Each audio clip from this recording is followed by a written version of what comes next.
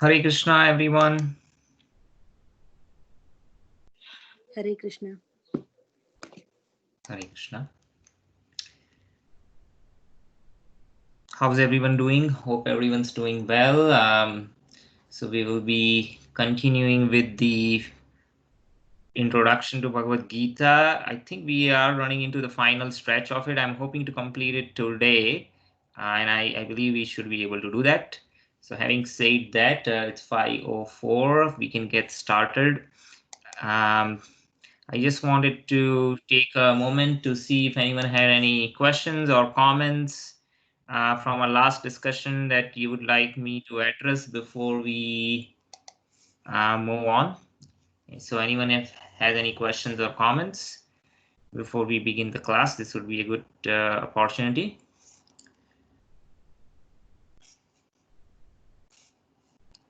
Okay.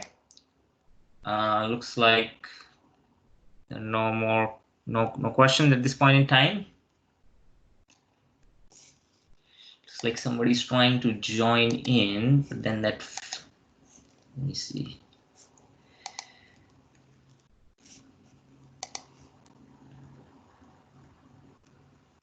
Okay. Somebody just tried to log in and they were not able to join in. So let me give one more minute over here to see if it goes through.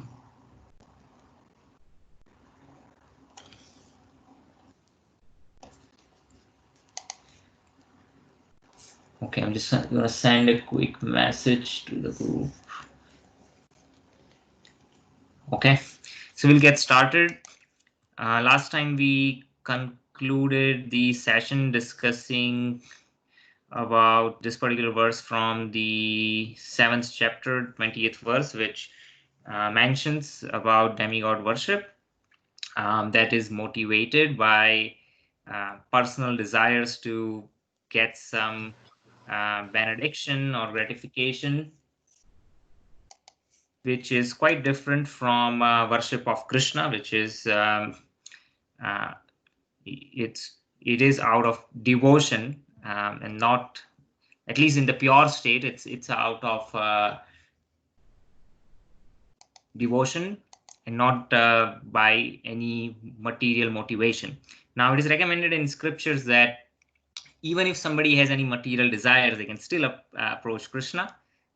And in the process, they will go through purification and only seek for pure devotion and not material benediction. So one example of that is Dhruva. Dhruva was a 5-year-old boy, and when his father did not allow him to sit on his lap, and his stepmother instructed that, well, the only way you can achieve that is you have to take birth from my womb, and that's only possible if you worship Krishna or Narayana. And so he actually goes to the forest and worships Narayana, but the whole desire or the motivation for him is that he wanted a destination that is even greater than his father. Right? He was ruling the entire planet, but he wanted a higher destination. So he was materially motivated. But then the bhakti is so wonderful that going through that process, when actually he saw Narayana in person, he did not want anything else. He just wanted pure devotion to the Lord. Also, it is stated over in Bhagavad Gita that when any benediction that someone gets from the demigods, that benediction is actually provided by Krishna. So the demigods are not able to provide it on their own. Again, they are basically ministers in the administration of the universe under the authority of Vishnu or Krishna. The example also that we discussed was that in Srimad Bhagavatam, the pastimes of Krishna, we see that Krishna actually forbade his father Nanda Maharaj to perform worship of Indra, which they were doing from so many generations, just to teach a lesson to Indra, because Indra, he thought that, I am that authority and how anyone can transgress my authority. But he forgot that the power and authority that he is getting is only due to Krishna. And then he failed to understand that this little boy is the same Krishna that the Supreme Personality of Godhead, and he wanted Krishna to appear when they approached Vishnu along with all the demigods, and they made a request that please appear to annihilate all the demonic kings. But since they are only accustomed to seeing the four-handed Narayana form in opulence, he could not understand that the Krishna, who in his original form is the two-handed human-like form, and is also the source of Vishnu, has appeared on the earth. So he was not able to understand that. So that's what we discussed last time. So we are all hankering for pleasure, right? And to be happy is the natural tendency of the soul. And that tendency is coming from the Supreme Personality of Godhead himself.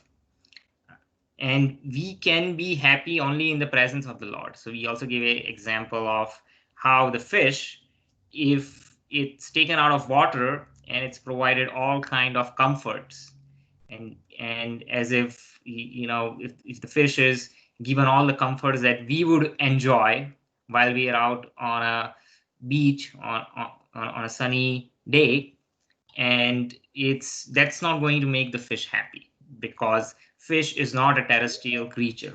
Fish can only survive in water. So similarly, we as living souls, when we are separated from our spiritual environment, and we are put into this temporary body, which is subject to birth, old age, disease, it's an artificial imposition.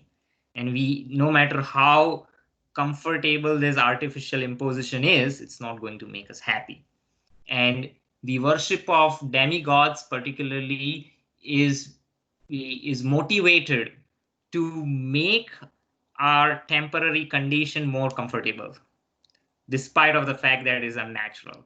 And demigods, they can provide so many different kind of benedictions by following the recommended sacrifices in the Vedic literature. But by doing that, what's happening is the soul is not able to achieve the ultimate happiness. So we see examples of Ravana, Hiranyakashipu, and all. They had achieved, almost perfection. That's what the extreme limit of what is possible in this material world. And they were seeking immortality, which is also natural, but that immortality is only possible in the spiritual world, not in the material world. So they were looking for the right thing at the wrong place, and they were able to achieve at the highest level, but then they failed. So that is the uh, moral of the story. I mean, they were so powerful that even demigods were afraid of them. Hiranyakashipu was so powerful that the demigods had actually left the heavenly planets, and all the weather patterns and the uh, all the management of the universe was just happening. Hiranyakashipu would just move his eyebrow, and the earth would start yielding grains even without the land being tilled. So that was the power of Hiranyakashipu. But we saw that ultimately he was not happy, and he failed miserably. So the real destination that we seek is the spiritual world, or goloka-vrindavan, which is the topmost spiritual planet. Goloka, Gol means cow, Loka means residence. And so this is the name of the spiritual planet, the original planet in the spiritual world where Krishna resides. And once in a day of Brahma, Krishna descends to this material world, or this mortal world, and show his pastimes on the Vrindavan, the Vrindavan which is located in North India, in Uttar Pradesh. It's a replica of the original spiritual world, and Krishna shows his pastimes. He performs all the pastimes that he eternally performs in the spiritual world, in Goloka-vrindavan. And by that, he is giving us a glimpse of what it is like to be in the spiritual world. Just like before going to watch a movie, we watch a trailer. The trailer gives us a glimpse of what it would be like watching the entire movie, right? So similarly, Krishna appears on this mortal world to show a glimpse of what it is like to be in the spiritual world, and he takes that opportunity to associate with his pure devotees who are in this world, and enjoys the pastimes for their pleasure and for his own happiness. So we see that the residents of Vrindavan, they did not look upon Krishna as the Supreme Personality of Godhead. Right? It's just that Krishna is so attractive, he's so dear, that they're naturally attracted and they seek his association and enjoy his presence. And Krishna likes that. That's what he's seeking for. He doesn't want his position as the Supreme Personality of Godhead to be a hindrance in associating intimately with his devotees. Just like somebody might be a very powerful man in this world from an external perspective, could have an important post or position in the government, or a CEO of a big corporation, but when he is seeking relationship with his family, he is not presenting himself in that position, right? Otherwise, that would basically make it so formal, just like his acquaintances or employees or business partners. It's very formal kind of relationship, and that relationship might have some pleasure in it, but it's not as pleasing as his family members who look upon him just like as either a father or a mother, a child, a brother, a sibling, right? And that's what Krishna is seeking. So under the influence of Yoga Maya, which is his potency, his devotees are made to forget that he is the Supreme Personality of Godhead, and he himself is also forgets. Otherwise, if he thinks that he is the Supreme Personality of Godhead, then he again cannot enjoy that intimate relationship. But that his forgetfulness is not same as the ordinary forgetfulness that we see in this world. His forgetfulness is manifested under his own order. So the Yoga Maya, which is his energy, makes him forget, but he's asking Yoga Maya to make him forget. Just like the example is given, when a jailer goes inside a prison cell, and then he might go in the same prison cell where the prisoner is, and then he would ask the guard, lock the door. Now in that prison cell, the criminal is also there and the jailer is also there. Both of them are locked.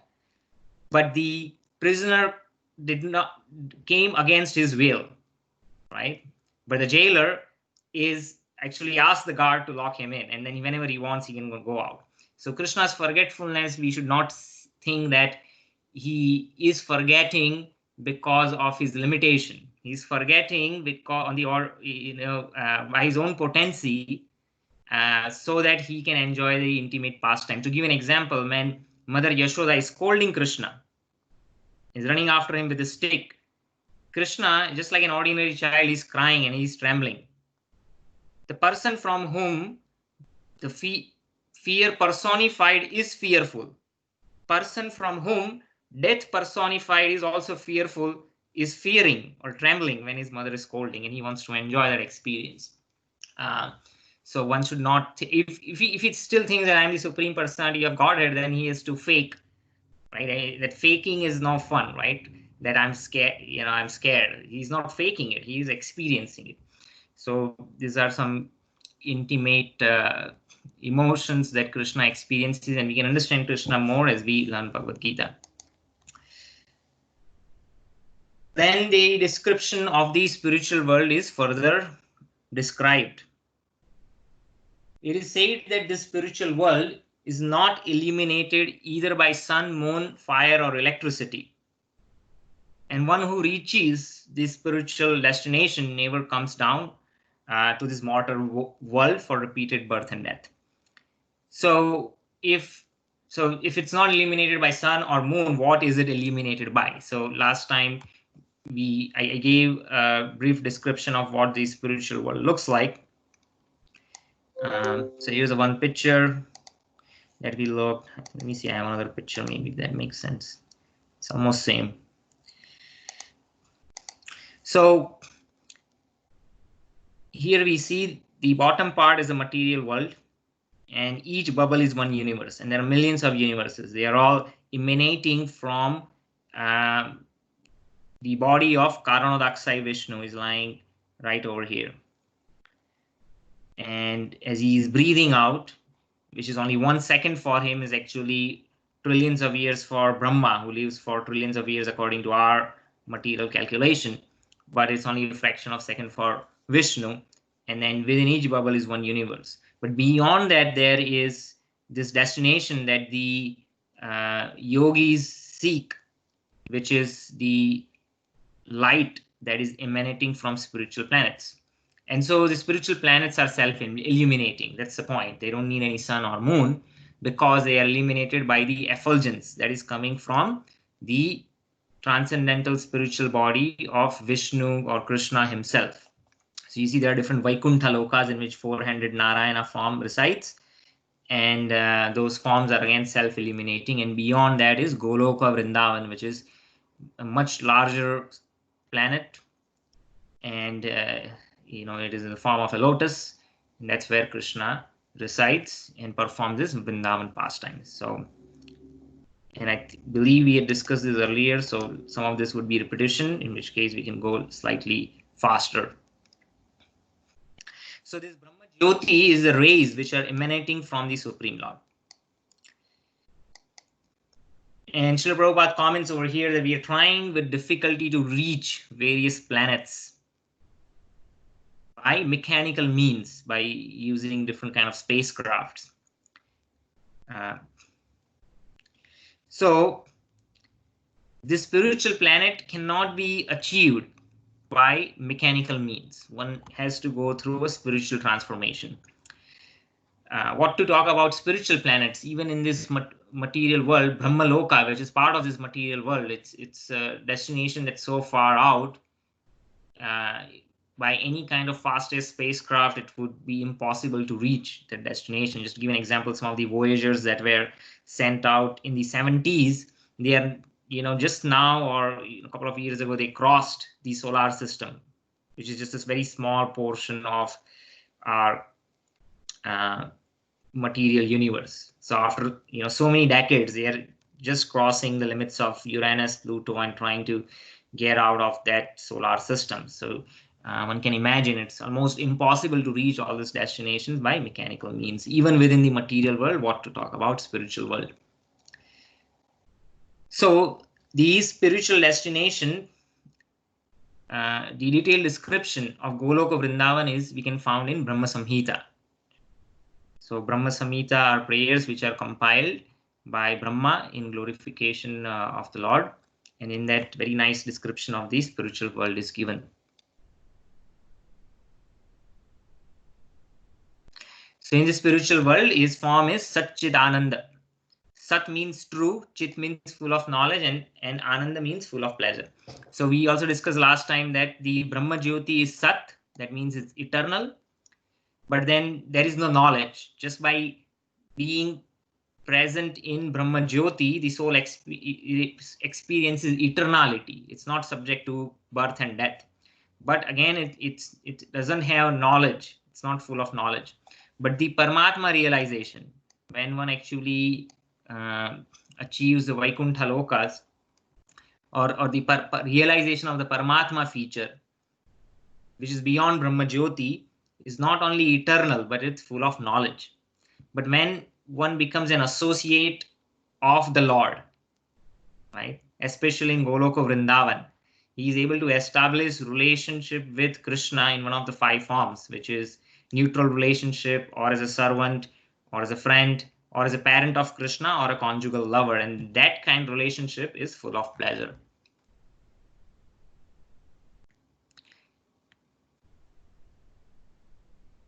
So we discussed this.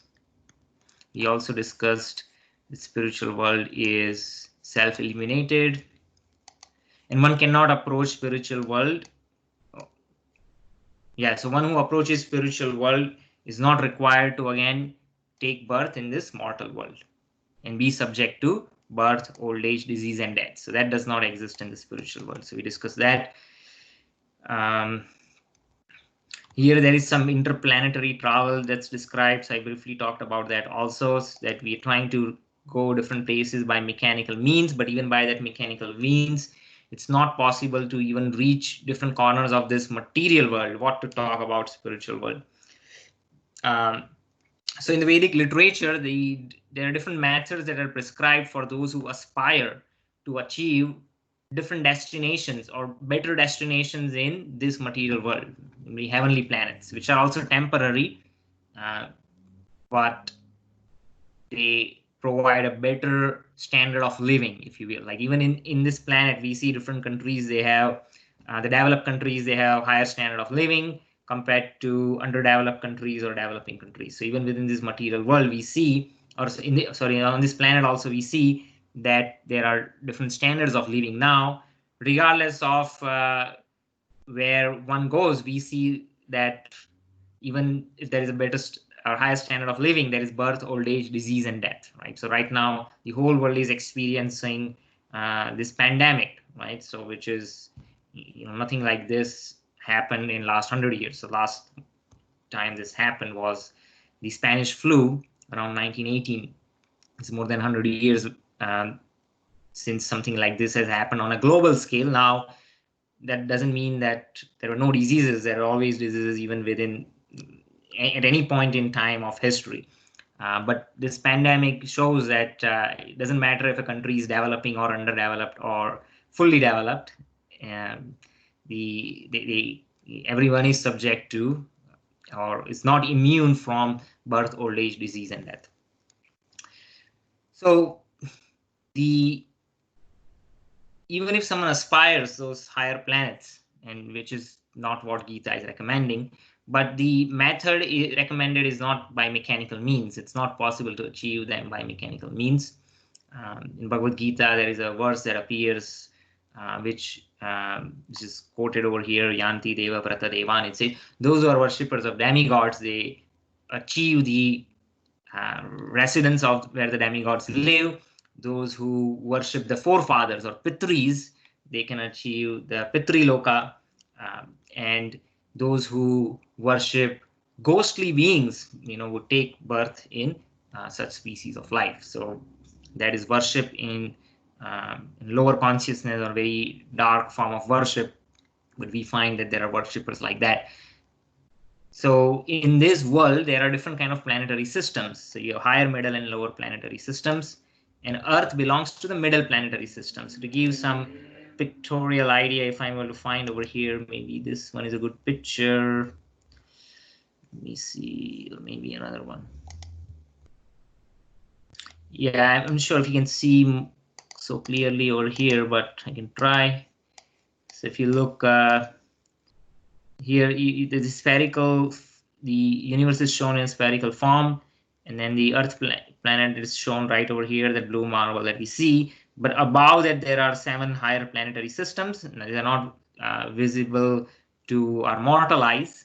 And then there are lower planetary systems, which is, they also number in 7, and those are subterranean planetary systems. And they are they are not directly exposed to space, or they cannot see the stars, so they are within the Earth, the broader Earth itself. So this is again part of Vedic cosmology. We're not going to cover that in detail, but Earth is right around in as part of the middle planetary system, and one can, by dint of their pious activities or good karma or bad karma, and how one lives in this mortal world in the human form of life, one can achieve higher or lower destinations.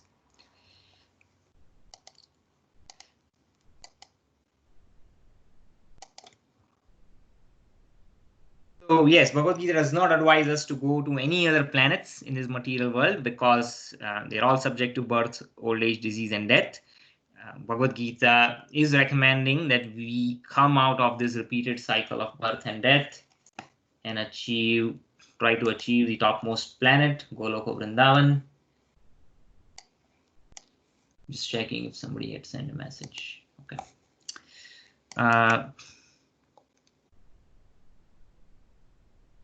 This information is available in Bhagavad Gita. We will be discussing that in detail. Later in the 15th chapter, there's a description of this material world that is described. It says, Urdhva Moolam Adha Sakham Aswatham Prahur Avyayam Chandamsi Yashya Paranani Yastam Veda Savedvit. So it says that this material world is compared to a banyan tree whose roots are upwards and the branches are below. So one might question, like, well, I have never seen a tree which has roots upwards and the branches are below. So what it is referring to is a reflection. So it's an analogy that is described over here. So this material world is not is a reflection of the spiritual world. So the example that is given, that if you go on the bank of a lake or a pond, and then you see that on the bank there is a tree whose roots are down and branches are up, which is a real tree. But you see a reflection of that original tree in the water.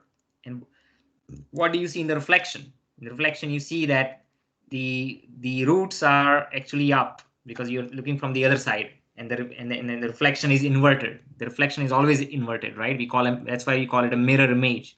Mirror is also provides reflection. So it's a mirror image of the reality, and we know that mirror image is not true, right? Suppose if I am standing in front of the mirror and I see my reflection in the mirror, and okay, I see that, okay, my beard is growing and I need to shave. And if I try to shave on the reflection on the mirror, it's not going to help, right? Because it's just an image, it's not real.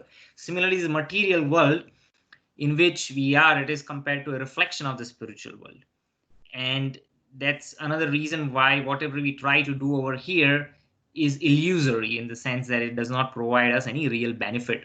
So that's the analogy that's provided. So the root of that reflection is Brahma, who is the first being in this material world.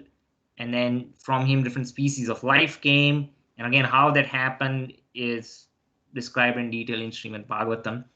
And it is said that the leaves, so it's a banyan tree, and you can see the banyan tree is pretty dense. You know, these branches expand, and from branches, again, new roots sprout. The roots touch the ground. From there, another tree grows, and then it can become pretty complex. And it is described that the leaves of this banyan trees, they are compared to Vedic hymns. And if you read the Vedas, in Vedas there are different kind of descriptions and recommendations for uh, achieving heavenly planets or different kind of material benedictions, and so that one can really get lost with those kind of instructions and they can forget what is the real aim of life. So Vedas, they talk about dharma, artha, kama, moksha. We all know, you heard about it. So dharma is religiosity. So here the religiosity is mentioned, but that religiosity is for what? The kind of religiosity which is mentioned in the Vedas, that dharma is meant for artha. Most people, they are motivated or they are attracted by those recommendations in the Vedic literature to perform dharma to get some economic development, artha. Artha means that is something that has meaning or is valuable, meaningful. And what do you do once there is economic development? Sense gratification. Artha, once some has artha, we want to satisfy our kama, different kind of enjoyments or luxuries or comforts. And then one is really fed up of and gets frustrated from that sense gratification, because one realizes that, hey, no matter what I do, I'm not going to be happy. I'm looking for happiness in the wrong place. A fish cannot be happy outside of water, no matter how much comfort the fish gets. So then what's the next thing that the soul seeks? When he's frustrated by the sense gratification, he seeks liberation, which is mentioned over here. So the kind of liberation, you see how it is mentioned, that liberation is at the top of that banyan tree. It's almost where the river is, which is the position of neutrality, where Brahma Jyoti is, which is an impersonal liberation, right? So it's nullification of negation. The material world is all about negation, right? So you see there are lower species of life over here. There are animal life down there where basically the soul is in the mode of ignorance. He does not even, like the tiger, which is shown over here, cannot inquire about what is the aim of life, what I'm doing, who am I, what I'm doing in this body, what's going to happen to me. It's not possible. After that, there is elevation to some higher forms of life like humans. But see, this human is a hunter over here. So hunters are, and the aborigine kind of tribes, again, they're not advanced in civilization. Then there is a person being shown over here. He looks like he's murdering someone, right? So it's better than, it's a human form of life, but that human form of life is no better than, it's slightly better than animal life. And then as you go slightly up, then one is introduced to the Vedas and they start doing pious activities, which is mentioned over here. Then there is economic development, religiosity, economic development, then sense gratification. Then one gets frustrated, they want liberation.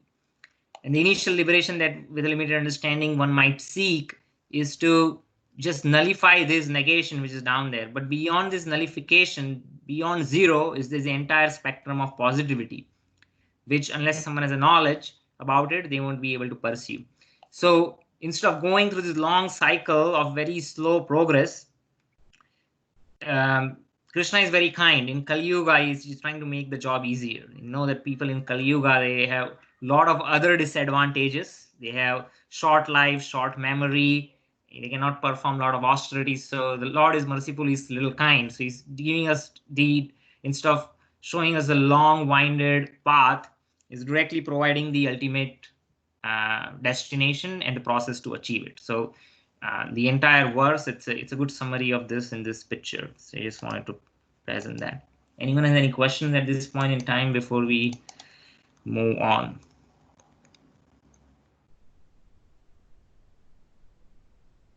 Okay. Yeah, so it's another example that is given, that in the desert there is a mirage, there is an illusion of water, but there is no such thing as water in the desert. So similarly, this material world, the happiness that we see, it's only a mirage. It's a reflection of the real happiness. And we can chase this. What happens when you chase a mirage? You never achieve it. It seems like it's just right there. I just need to go few more 100 yards. And then as soon as you're there, you're like, oh, it's not here. Maybe I'm not reached there. It's just just further out, right? And you can keep on chasing, you never achieve that. So we see in this world, they're never satisfied. Like they feel just the next promotion is going to make me happy, but if you really scrutinize and see, you can see that our boss or our manager is as miserable as us, right? But it's on a different level, right? And though I might have a better standard of living than somebody in an undeveloped country, but I'm also subject to the same birth, old age, disease, and death. And then when I fall down, the pain that I get is the same pain somebody is, falls down and hurts himself or herself in an underdeveloped country. You might say I might have a better access to medical care over here, but again, we see that medical care does not always guarantee a permanent cure. So there are a lot of different factors. Maybe we can discuss that at a later appropriate time in Bhagavad Gita. But again, the point is that it's the happiness that we seek over here is basically not the real happiness. It's, in a way, it is a mirage. Okay.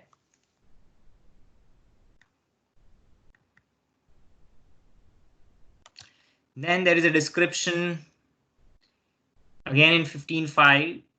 Lord is suggesting is that we try to attain the spiritual world. And this spiritual world is described as Padam Avyayam, or the eternal kingdom, can be reached by one who is Nirmana Moha. So now the remaining discussion is, so we already talked about material world, we talked enough about spiritual world. Well, there is not enough, there's always more to talk, so not in that sense. You can keep on describing unlimitedly, and we can continue to get immense satisfaction just by reading this description. But the description going forward is, okay, how do we achieve it? So it is mentioned that one has to become nirmana moha. Man means prestige. Nirman means not seeking prestige, right? So it is described that in this world, the spirit is competitive. We are constantly trying to compete to secure.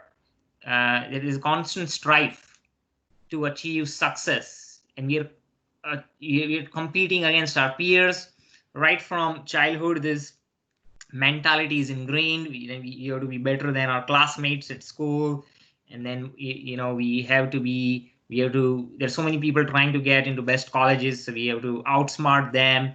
And once we graduate from an elite college, then we compete to get into like a best sort of opportunity in the corporate world, or a startup or whatever.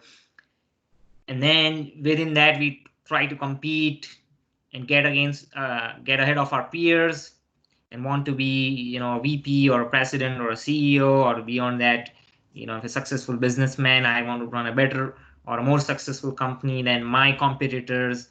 And then similarly, there is strife between different states. Like maybe say that when the pandemic hit, we saw a lack of PPE in different states, and all the states were competing against each other to see who can secure those resources.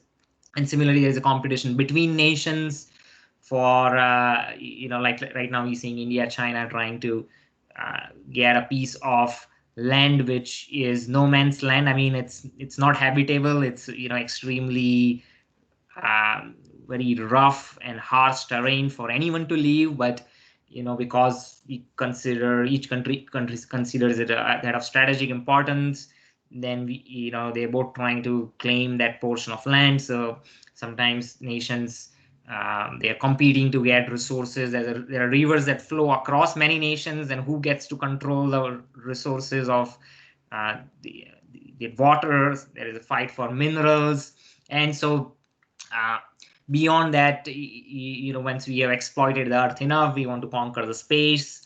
So there are so many startups right now, they want to do asteroid mining to get minerals. They're talking about colonizing Mars. And so the idea is that there is a constant strife in this world where everyone wants to get better than others, and they want respect, they want prestige and success. So as long as this mentality continues, we cannot be fit to enter the spiritual world.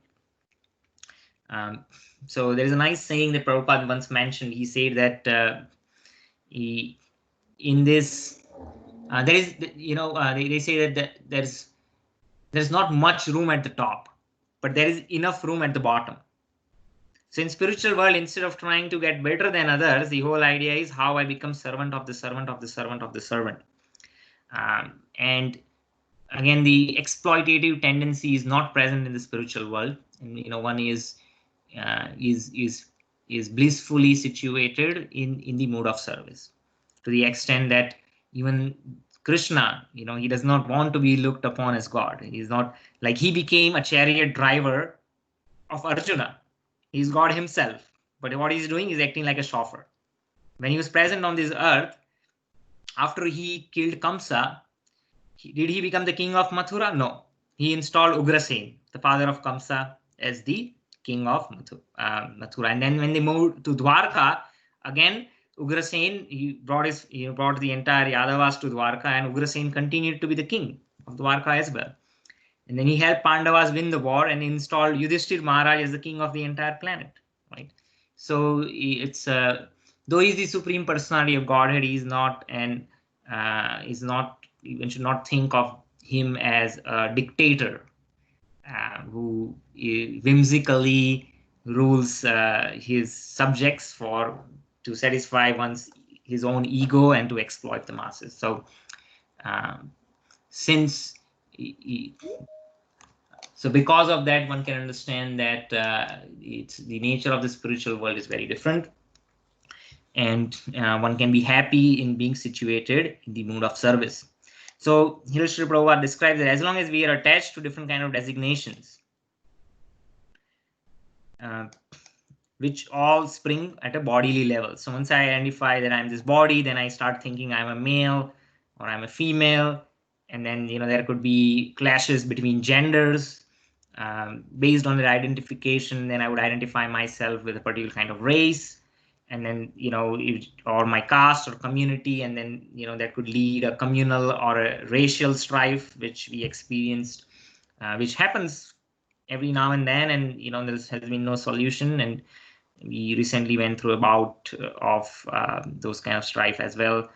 And then there is a constant struggle in these different ways, because they are all identifications based on bodily level. Those are extended identification, but they all spring from the idea that I am this body, not that I am the soul. If we have a spiritual understanding, then a lot of these issues can be avoided.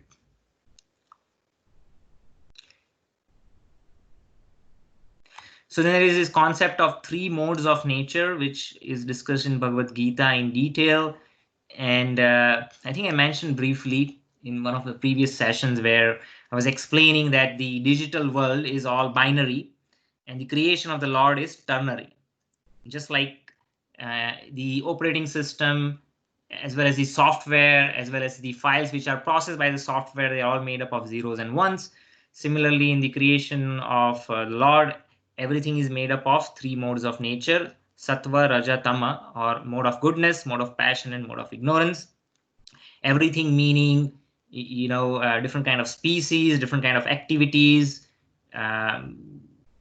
even the physical objects, the elements of nature, everything is a combination of these three modes. And how so, again, we'll discuss later in much more detail. But just like the three colors, red, green, and blue, can be combined to create innumerable shades of colors, similarly these three modes combine in different ways to create all kind of variety in this world. So goodness is basically, I'm happy with whatever situation I am. I'm giving very simple definition here. Mode of goodness means I'm happy. I'm happy with whatever my situation is. Passion means I'm not happy with my situation, I'm going to do something to fix it. I'm passionate to fix it. And ignorance means I'm not happy with my situation, neither I'm going to do anything to fix it.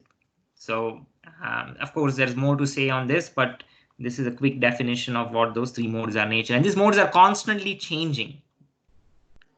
No one can claim that, I am 100% in mode of goodness or 100% in passion. It is always a mixture of the three, and that mixture or the proportion is also constantly changing under the effect of time.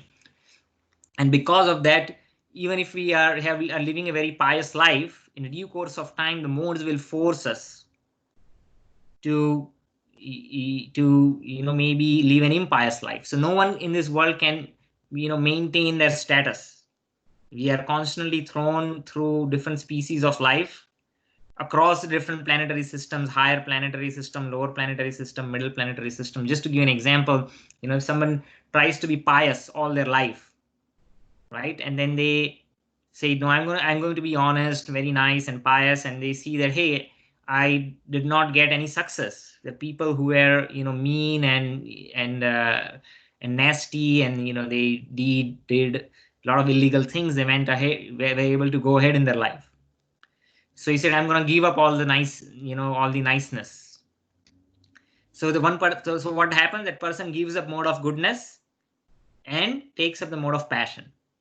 And so it could be in this lifetime, could be next lifetime, but the thing is, because the soul is not going to be happy in this world. So even if somebody is in the mode of goodness, and the soul is still within a temporary body which is subject to a lot of these faults that we talked about, and it does not get happiness. So if the soul does not have the idea or information about the ultimate spiritual destination, what will we try to do? We'll try to change the parameters that we can change in this material world. So what the parameters they can change? They will see, oh, I'm not happy by being nice and kind, and so I'm going to be more passionate and try to go ahead by whatever, by hook or crook. So by doing that, the person might get some success, some material gain or position, power, but eventually these people also, eventually even that won't give satisfaction, because again, these, it's unnatural. This any kind of existence in this material world is unnatural. So what happens at that point in time? Then it gets frustrated. So again gets frustrated, right? There was this recently Bollywood actor committed suicide. Now, if you think of billions of, like a billion plus population in India, it's a dream for anyone to become a Bollywood actor. But this person was not happy, right? By whatever means, even after achieving success, because no matter what position, power, that cannot make anyone happy. So then they go into mode of ignorance. So okay, it's not just worth it. They give up all hope and effort, or in the life, and they go into mode of ignorance. Ignorance means you're not happy with the situation and you don't want to fix it. So that means depression, drugs, suicide, right? So that is in mode of ignorance. And after somebody is in mode of ignorance for a long time, then they feel that, hey, I wasted my life. What did I get by destroying my own mental uh, stability and making my body miserable by taking to drugs or being depressed, and then I want to fix it. Then he again rises up and tries mode of passion or mode of goodness. So you see the cycle continuously goes on, and there is no solution to it. So we try to change the levers which are available to us. We try different combination of the modes of nature, goodness, passion, and ignorance, in different ways, but uh, it cannot make us happy. And even if somebody understands the theory, no one can be situated in that same combination of these three modes at any point in time. Neither Brahma nor demigods nor anyone. The time will force us to change. So even if we say that, okay, I just want to be nice, pious person, and I'm not so much interested in spirituality, other things, but the time will force you to change. It's just the nature of this world. So that's why Bhagavad Gita is recommending is that, oh, no matter the stop, let's not try to change all these levers, because that's not going to help us. We have to transcend. We have to transcend not just ignorance and passion. We have to come out of ignorance and passion and first come to goodness, but then we have to transcend even goodness. And how? Again, that's the subject matter of Bhagavad Gita that we'll be discussing. But that's the point. That's what it's trying to say over here. So as long as we do not give up the propensity to enjoy this world, we will be forced to assume different temporary material body in this world, and then be subject to the different limitations.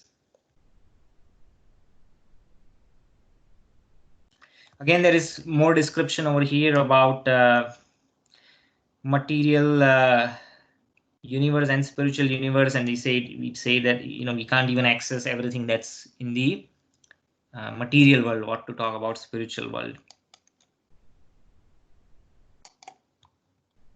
So again, the question is, how do we achieve this? How do we get the spiritual destination?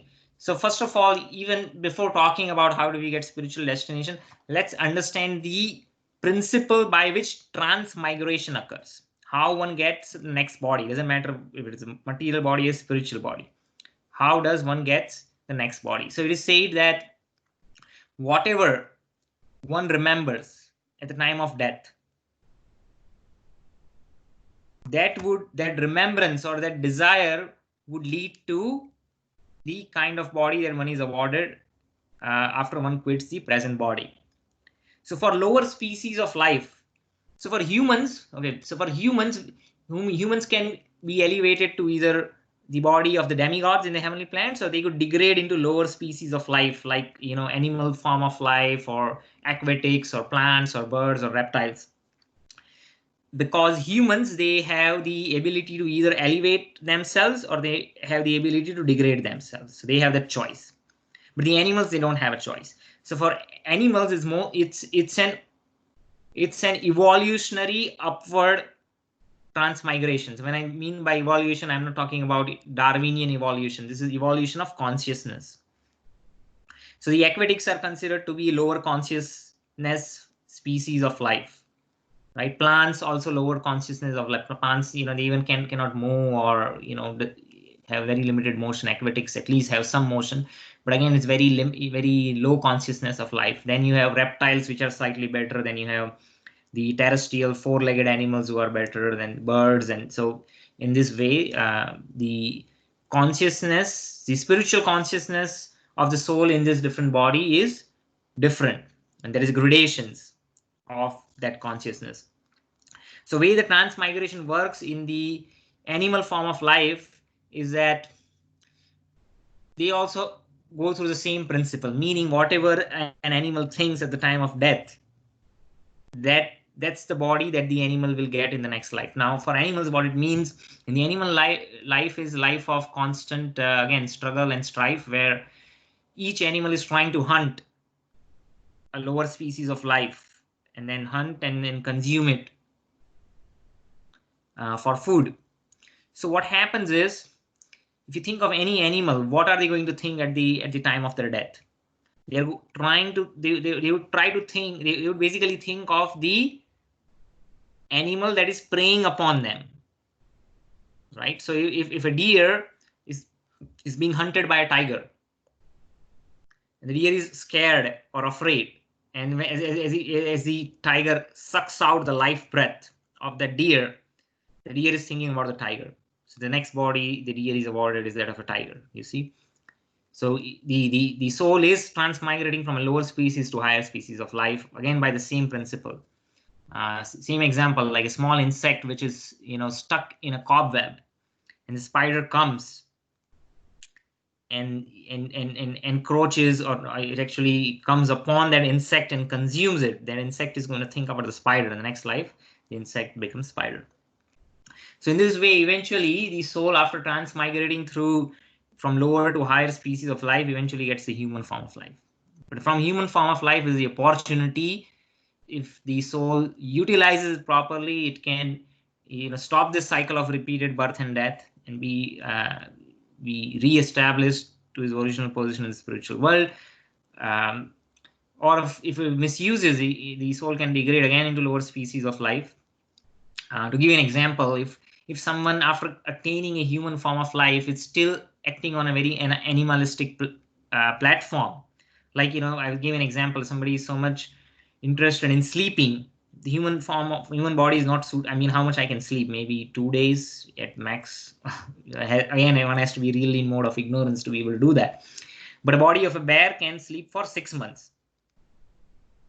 So because that soul has cultivated that desire, the Lord is kind enough to say, okay, as long as you learn your lesson, and this is your choice, you want to do it, you have the free will. But if you really want to enjoy sleeping, well, I'll give you a body that is more comfortable. So it's the actually it's a, in a way, it's a kindness of the Lord. He says, okay, if you really want to do it, if you really bent upon doing this, I'll try to provide you means by which you can do it in a better way. Similarly, those who are interested in consuming flesh, I think another example that we discussed last time, like human body is not really suitable for that. There are other forms of carnivorous species which are better able to do that. So similarly, at the time of death, if we think of Krishna, we achieve a form that is suitable for living in the spiritual world. Or if we think of Vishnu, right, then we can achieve one of these 5 forms of liberation that we talked about in our very first session, and we can achieve a form, 400 form of Narayana. The devotees of Vishnu can achieve that in the Vaikuntha planets. So the process is the same. Also, we talked about the other word, the worshipper of the demigods achieve the planet of the demigods, the worshipper of the Pitris achieve the planet of the Pitris, and the worshippers of the ghostly beings take birth among such beings. So same principle applies, whether one transmigrates into a material body in this universe, or if one transmigrates into his or regains his original spiritual body in the spiritual world, the principle is same. Basically, the consciousness at the time of death determines our next body. Now, question is, somebody might say, well, at the time of death, I can just think of the spiritual world or Krishna, and then I'll be transmigrated to that. But that's not easy. Here, there's a nice, I think it's in this paragraph or later. Maybe it's in a later paragraph. But Srila Prabhupada essentially says is that if there is something that we are not able to do while we are struggling to live in this world along with our daily duties, then it's impossible that one is able to think about Krishna at the time of death if we have not practiced it all our life. So I'll give you an example. One of my friends, he's comes from this background. They were traders in what is it called? Jeera, right? Jeera. What's the English word for jeera? Cumin. So they had this huge farm of it's their generations after generation they were into business of cumin. So his grandfather actually had retired a long time ago, but every day he would get up in the morning and he would check what the price of the cumin seeds is, and then he would give some advice to his children or grandchildren, do this or but sometimes even if he's not giving advice, he's always worried about what the price of the cumin is. Now he has nothing to do with it, he's already retired, right? Now, until his moment of death, he was always so much engrossed and imbibed with the thoughts about what's happening in the cumin seeds market, right? So the idea being is that whatever we have practiced all our life, that determines our consciousness, and that's what we will recall at the time of death. So it's not by accidentally or we can act against our nature. We cultivate this nature all our life, and that's what our consciousness becomes at the time of death. So here it's mentioned that one who thinks of Krishna at the time of death goes to Krishna, and one must remember the form of Krishna. If he quits his body thinking of this form, he surely approaches the spiritual kingdom. This is Krishna himself saying, right? Krishna himself is saying, this is 8.5, Bhagavad Gita 8.5. Whoever at the end of life quits his body, remembering me alone, at once attains my nature. And what is that nature? Satchit Ananda Vigraha. That form is eternal, not subject to birth and death. It is full of knowledge. Right now, my knowledge is limited. I don't even know everything within my body. I mean, I experience some pain or pleasure, but how my body is functioning, I don't know. I don't know my past. I don't know my future. I definitely cannot experience what is going on in somebody else's body. I don't even with all my scientific progress, my understanding of this world is very limited. I desire to know everything. That's why we live in this information age, right? You can Google up everything. Why did we develop this vast library of digital knowledge that can be accessed at a fingertip or at our fingertips? Because we have desire to know. not just about spirit but matter. That's why we have research for all kind of subjects. So the desire to know is unlimited. But what is this body doing? This body is for our temporary body is limiting our ability to be all knowing. Desire to be all knowing is coming from the Supreme Lord Self, and that is the nature of the soul. But then in our present state, that is suppressed. It's not possible for us to be all knowing. It's not possible for us to be eternal. We are subject to repeated birth and death. And then our current existence is also Niranand. Instead of Anand, it's Niranand. We have some happiness, but the kind of happiness that we have is interrupted by miseries. And so in that sense, it is temporary. And also, what we call happiness is basically cessation of miseries. The example that is given, again, we talked about in one of the earlier sessions, is in earlier times, one of the punishments that was given, and probably even you can apply the same analogy to kind of punishments which are awarded today, where if somebody is submerged inside water and they're struggling to breathe, and then that person is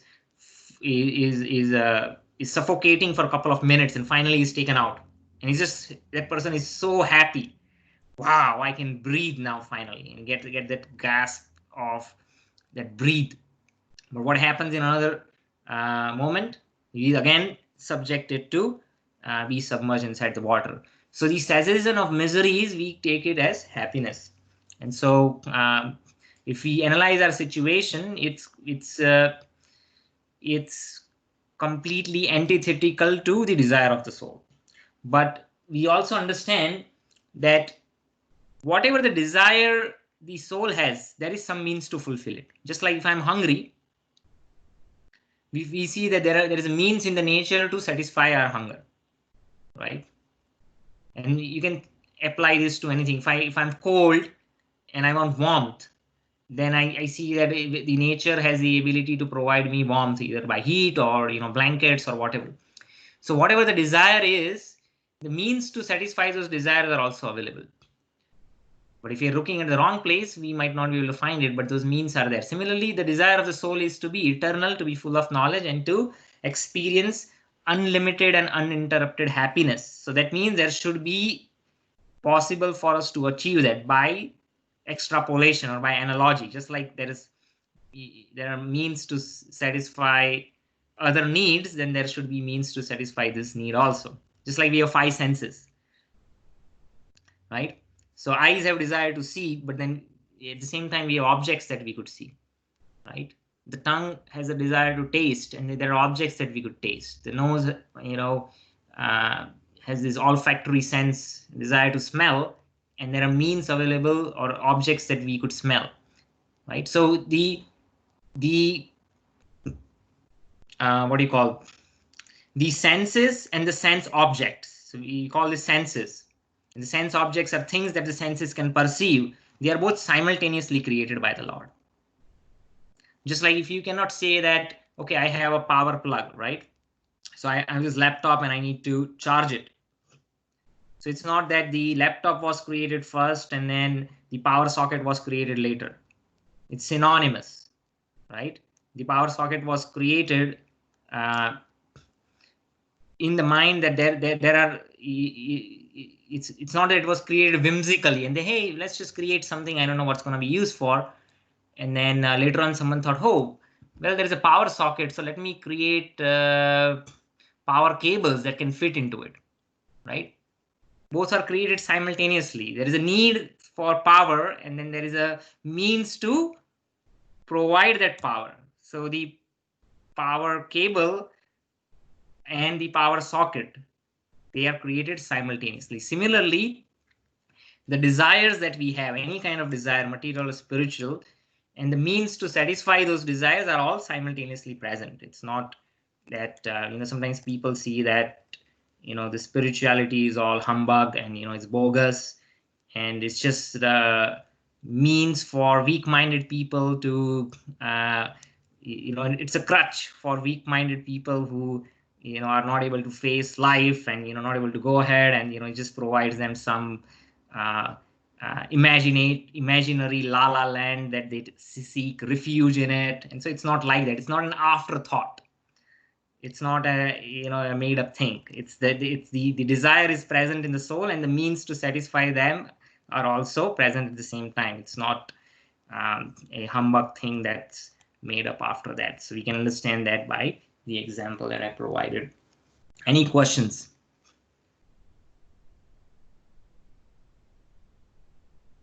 Okay. So we are doing good. I think we are making good progress. I think we talked about this. It's the same thing. The process of quitting this body and getting another body is also described. And under the charge of higher authorities and based on the consciousness of the living entity, one gets the next body. We talked a lot about Brahman, the Paramatma, and the Bhagavan, which is the personal form of the Lord, and how one can achieve that. So the material world with this millions of universes is only 1/4 of the creation, it is said. So you look at all these bubbles. Zoom out a little bit. So everything below this line, the Karana ocean, each of this bubble is one universe. All these millions and trillions of universes together is only 25% of the Lord's creation. The remaining 75% of the creation is in the spiritual world. That's what it is saying over here. This is only a fragment of the total creation. There are innumerable planets in the spiritual world. I think we have talked about this quite a bit.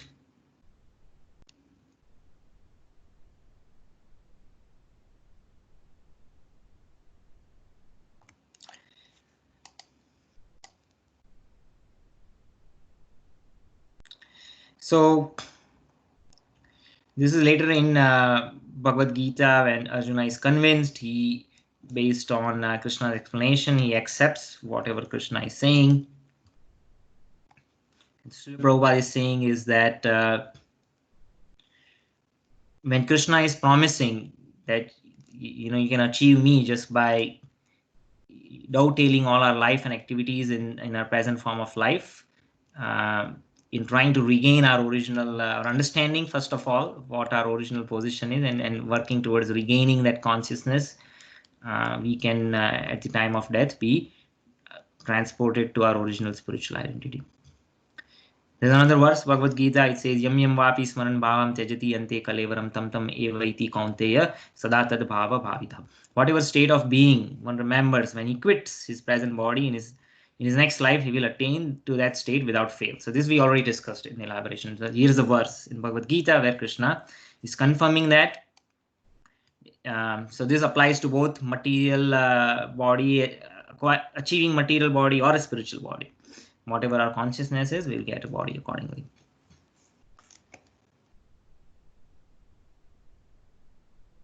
So this material world is one of the energies of Krishna. We discussed that quite a bit. We also discussed about, it looks like there's a question, somebody say. Okay, let's comment. Yeah, see, all the energies,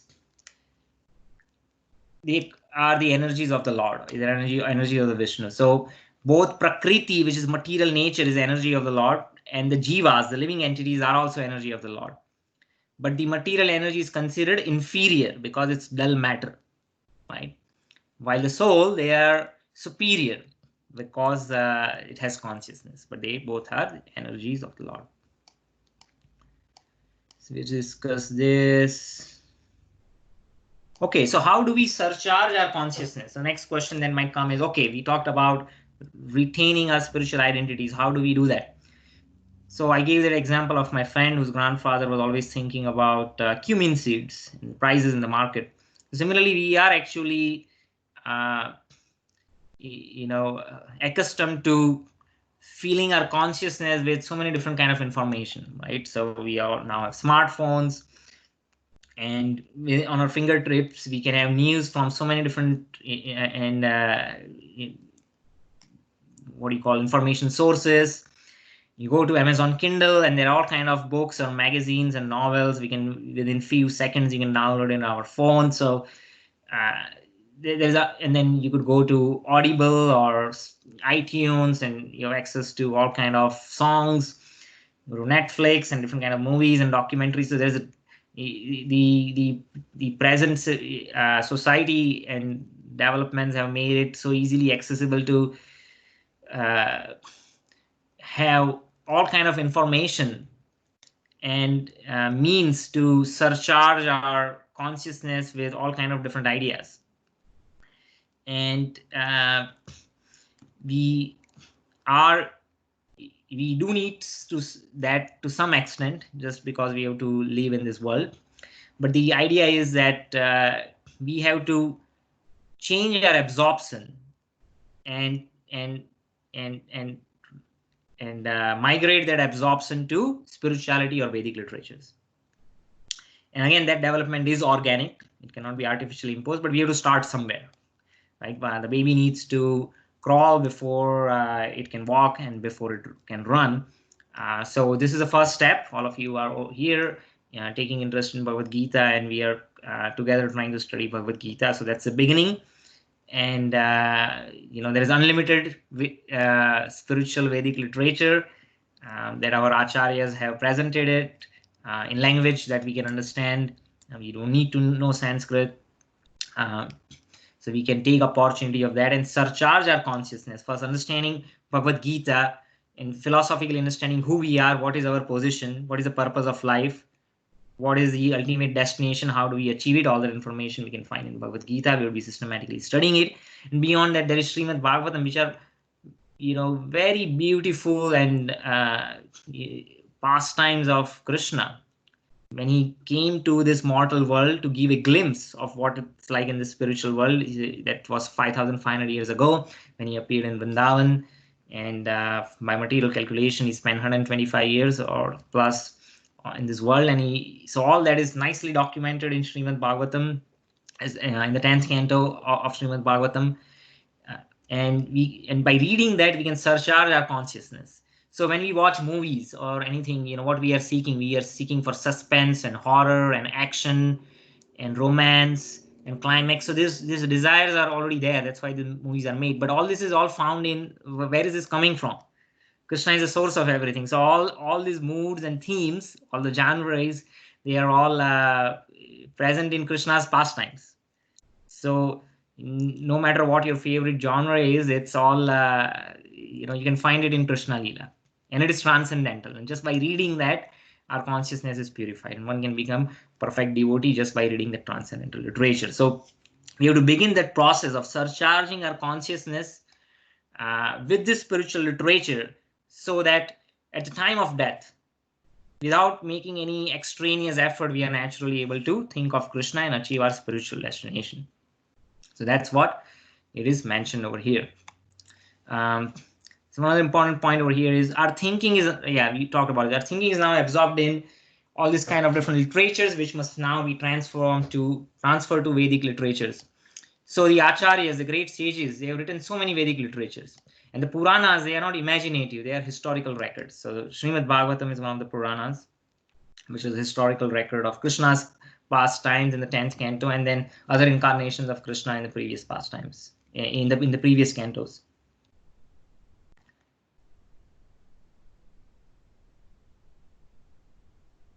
So these souls, they have forgotten their identity. And that's why they are all conditioned, meaning they are conditioned by the three modes of nature. So another word that you will come across a lot is conditioned souls. What does it mean? Conditioning, just like we learn conditional probability, right? So Bayesian theorem, when we learn probability in school. So probability of B given the condition of A. So the condition is given, right? And then based on that condition, we try to evaluate something. So what is our condition? Our condition currently is that we are conditioned by the three modes of nature. That's what it means. That means we are influenced by goodness, passion, and ignorance. And because of that conditioning, just like if I'm wearing brown color sunglasses, everything appears brown to me, right? So that is my conditioning, right? So I have this filter. So similarly, we have different conditioning in this material world that we have to overcome. So considering our situation, what Ved Vyas did, Krishna Dvaipayana Vyas, he actually compiled the Vedic literature which were earlier present and propagated by memory and by recitation. He wrote it down in a script format for people to be able to read it, because in Kali Yuga people don't have good memory. So then he wrote the Vedas, which are eternal, but he wrote them just at the beginning of Kali Yuga, and then he divided the Vedas into 4. After that, he explained them in the Puranas, which are historical records, because not everyone is capable of understanding Vedas, which are very complex. And then Mahabharata is also for people who also find Puranas difficult to understand. Mahabharata is also a historical record, so in that sense it's not much different. But within Mahabharata is where Bhagavad Gita appears. And then he actually summarized all the Vedic literature in the Brahma Sutras or the Vedanta Sutras. This is what we discussed in the very first session, what the Vedanta Sutras are. They are aphorisms from the Vedas or Mahavakyas, which provide the essence of the Vedic literature. And after compiling all this, he was chastised by his own guru, spiritual master Narada Muni. He said, okay, you compiled so much literature, but people will get confused about so many different paths by dharma, artha, kama, moksha. What is the ultimate goal of life? And the Vedanta Sutras is also not directly telling the truth, because it's presented in a very cryptic way. And so finally, Vyasdev wrote Srimad Bhagavatam, which is a natural commentary on Vedanta Sutra. It's a natural commentary because, again, it's written by the same author, Vyasdev, and then it elaborates what is the real meaning of Vedanta Sutras, and it provides the beautiful pastimes of different incarnations of Krishna and those of Krishna himself. So again, this emphasis on we should take the opportunity to study Srimad Bhagavatam and Bhagavad Gita. Okay, another point comes up is that Arjuna wanted to give up his duty of fighting as a Kshatriya. And he said, I'm just gonna become a sannyasi and just renounce everything. And he said, I can do what you are saying, I can think of you all the time and surcharge my consciousness, but that is not what Krishna is prescribing. He's saying Krishna did not advise Arjuna to simply remember him and give up his occupation. So he's not saying that. Krishna actually said, what did he say? He said, you should always think of me in the form of Krishna. At the same time, you should continue your prescribed duty of fighting. With your activities dedicated to me and your intelligence and mind fixed on me, you will attain me without doubt. So based on our nature, different duties are prescribed to us. And again, this is a big topic we'll be discussing later in Bhagavad Gita. I won't go into much detail right now. We'll have enough opportunity to discuss that. But there are 4 large categories or larger divisions of nature. And based on those divisions, there are 4 kind of social orders: Brahmana, Kshatriya, Vaishya, Shudra. And by understanding one's own nature and doing activities based on that nature, we act true to ourselves. And when we act according to our nature, we are not subject to sin. So I think I discussed this a little bit last time. Just like a tiger who is consuming flesh, because you cannot expect tiger to consume grass.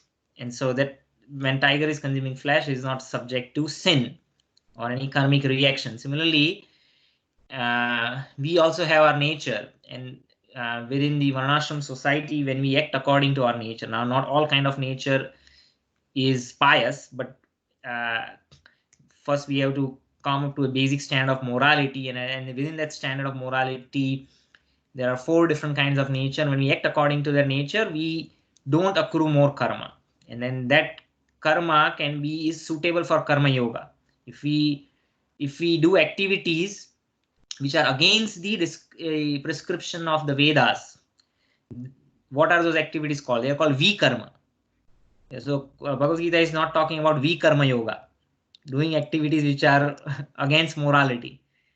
And then we say, okay, I'm going to use that activity in service of Krishna. Then that is vikarma yoga, but there is no such thing as vikarma yoga. Or ugra karma yoga. There are ugra karma means unnecessary endeavor or very laborious endeavor. So a lot of the industries that we see in the modern world is say going in the middle of the ocean and drilling down through the earth to extract oil. So there is very extraneous labor, right? So that is ugra karma. So there is no such thing as ugra karma yoga. Again, we'll be discussing that in much more detail. But anyway, the point is that we have to act according to our nature, and we have to do our duties. That is important. We have to do our duties, and while doing the duties, we have to think of Krishna, not that we give up our duties. That is not what is recommended. Later in Bhagavad Gita, Krishna says that even to keep the body and soul together, we have to work, right? So we cannot artificially renounce and give up our duties.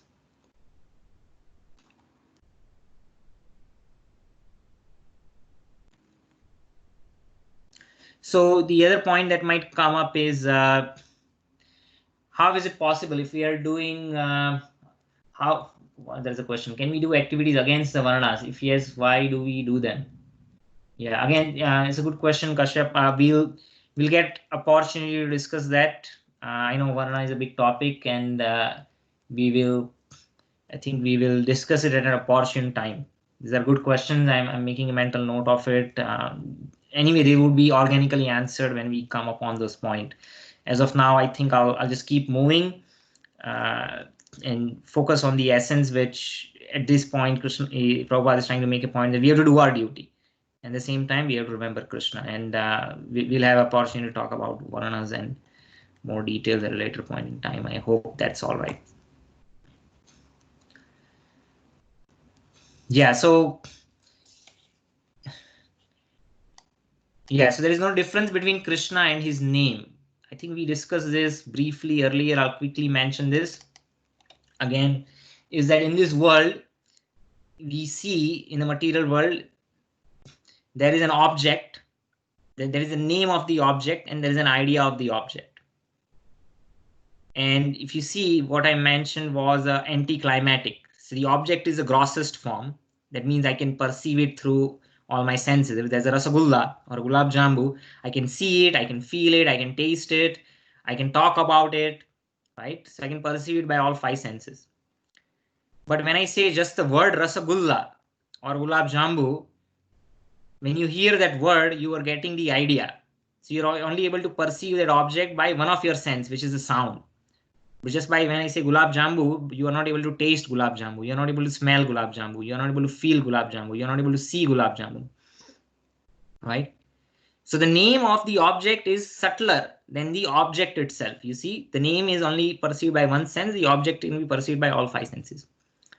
Now, subtler than the name is the idea of the object. The idea of a gulab jambu is there in the mind.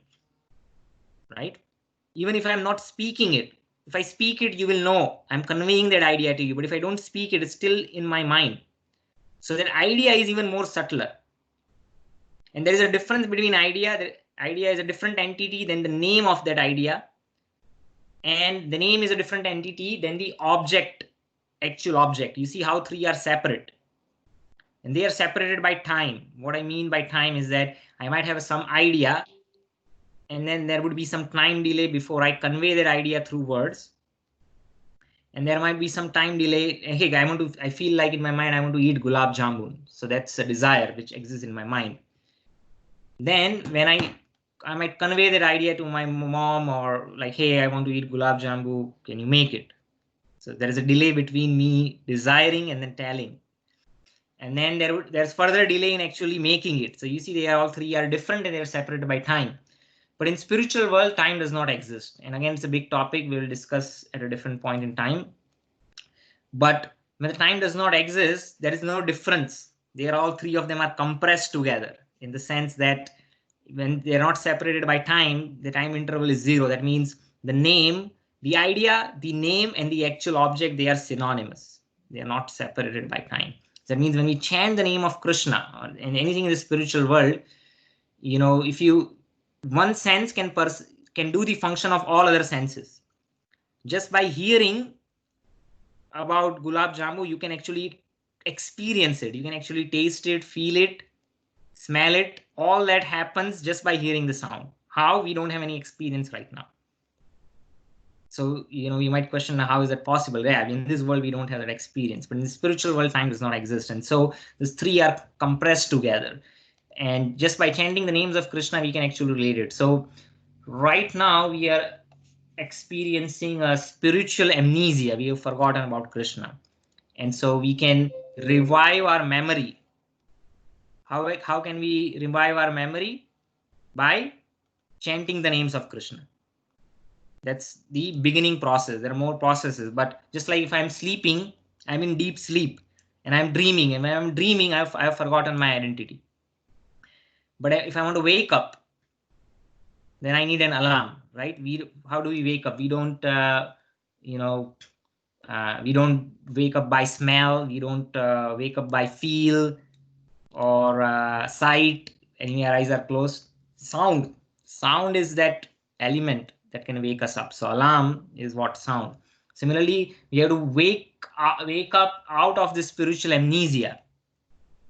And how can we do that? Right? By the names of Krishna, by that sound vibration. Another question that comes up is, well, how can we remember Krishna or his holy names while we are busy in doing our duties? So one example that acharyas give is that suppose a married woman or a man, if they have a paramour lover and they are very attached to it, and when they are attached to it, attached to that paramour lover, even while they are doing their daily duties, they're constantly thinking about their lover. In fact, they would perform their duties even better, perfectly, so that they don't want their spouse to suspect that they have a paramour lover. So, that's a example. That's one example one can think. So similarly, by practice, we can cultivate our habit of introducing Krishna in our life by different ways. That doesn't mean that while we are working, we are negligent towards our work. Just like a father who is working hard, why is he working hard? Or a mother, or they are thinking about their family. Hey, I want to earn money because I want to support my family. Or father might be excited that today I have to go home and do a birthday celebration with the first birthday of my child, or whatever, right? And the father is excited, but then because in that excitement, it's not that person is neglecting the father or mother. They're not neglecting their duties. They're like, oh, let me finish this quickly, do it nicely, and then I'm done, and I want to go home early, right? So it's the same kind of idea. So it is possible to introduce. It's just change of consciousness. That's why it's called Krishna consciousness. We don't have to change our lifestyle. The first thing that we need to change is our consciousness. That's why Krishna did not advise Arjuna to give up fighting and go to the forest to meditate. And we'll see that in Bhagavad Gita, there are different systems of yoga that are described. So in the 6th chapter, Krishna at one point is describing the mystic yoga or the Ashtanga yoga, in which it's very austere in the sense that one has to go to an isolated place, secluded place where there's no disturbance. They have to slowly stop eating, drinking, or limit their bodily needs. They have to control their breath and focus that mind. The mind is very restless and unsteady. And so Arjuna is saying that, hey, what you're recommending seems very impracticable and unendurable. So those methods of realization, Ashtanga yoga, they are not possible in this age of Kali. And so very simple process of spiritual realization, especially in this Kali Yuga, is mentioned is the process of devotional service. By chanting the names of Krishna, reading about him, his pastimes, his activities in Bhagavad Gita, Srimad Bhagavatam. And that's what Krishna is saying. He says, so there are so many different kind of yogis. There are karma yogis who are giving the fruits of their actions to Krishna. There are jnana yogis who are trying to understand Krishna through knowledge. There are Ashtanga yogis who are trying to control their life breath and realize the Paramatma which resides in the body, which is extremely difficult, as Arjuna explained.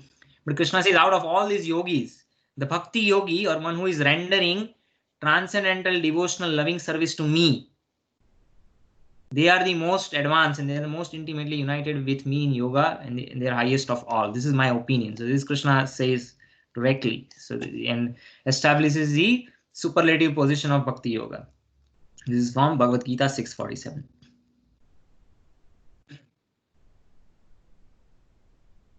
So it's already 6:31. I don't know. I know you're over time, but there's not much left actually. It's I do want to complete this today. Can we get a quick check on? Is it possible to go a little bit over? Let's see how many of you can stay for another 15 minutes. You can raise your hand. Some of you can stay. Okay. So we have 1, 2, 3, few of you. Well, the session would be recorded, but I don't know if we should go over introduction. The thing is, I'm not rushing through introduction because I feel introduction is important. Once we have actual Bhagavad Gita, it won't, we should be able to maintain our tempo. It's not much left actually. If I think I can wind up in 15 minutes, but we can do it next time, and then we'll start Bhagavad Gita. Next time, definitely, it's just few paragraphs left. And then next is all, this is all just Shruti Fal, that means benefit of reading Bhagavad Gita, and then it's over. And then the disciplic succession. So, if you want, we can continue this. Okay, there's somebody recommending if we can start early next week. So I'll send out a message maybe to the group. If everyone is fine, we can start early instead of 5, maybe 4:30. And then half an hour we should be able to complete this, and we'll start with Bhagavad Gita. We are almost through it. So I think we'll stop over here since only few of you are available. So I think we'll take a break, and we'll continue next time. If anyone has any questions at this point in time, you can ask, or we will see you all next week. I see one hand raised. You wanted to say something, Parul? Okay. Okay, so thank you everybody. We'll see you all next week. Hare Krishna. Hare Krishna. Thank you, Prabhuji. Thank you. Hare Krishna. Hare Krishna, brother. Hare Krishna.